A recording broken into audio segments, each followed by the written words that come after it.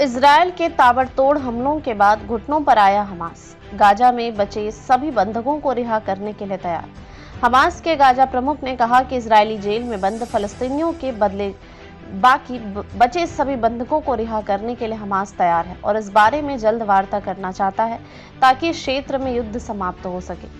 Israel के साथ अप्रत्यक्ष वार्ता के लिए हमास वार्ता दल का नेतृत्व करने वाले खलील अल हया ने टीवी पर दिए भाषण में कहा कि हमास को अंतरिम युद्ध विराम समझौता स्वीकार नहीं है। क्षेत्र में युद्ध पूरी तरह से रुकनी चाहिए। गाजा के लोगों को दिन में एक बार मिल रहा भोजन। गाजा में गुरुवार रात इजरायली हमलों में 23 लोग मारे गए लोगों में 10 एक ही परिवार के हैं।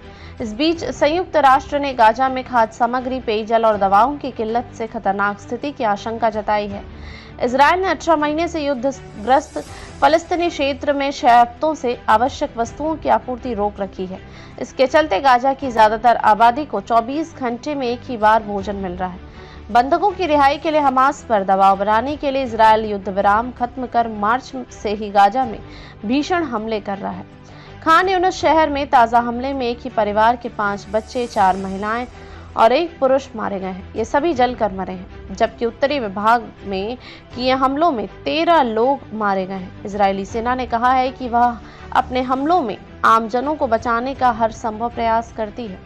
आमजनों की मौत के लिए हमास जिम्मेदार है, जो आबादी के बीच से इजरायली सेना पर हमले करता है या फिर उसने अपने ठिकाने आमजनों के बीच बनाए हुए हैं। ऐसे में जब हमास लड़ाकों पर कार्रवाई होती है तो आम फलस्तीनी भी उसके शिकार हो जाते हैं।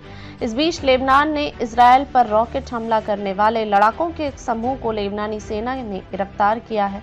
इन लोगों ने मार्च में इजरायल पर हमला किया था, जिससे दोनों देशों में तनाव बढ़ गया था। रूसी नागरिकों को रिहाई के लिए हमास को पुतिन का धन्यवाद। हमास द्वारा फरवरी में रिहा किए 3 रूसी नागरिकों ने बुधवार को मॉस्को में राष्ट्रपति व्लादिमीर पुतिन से मुलाकात की।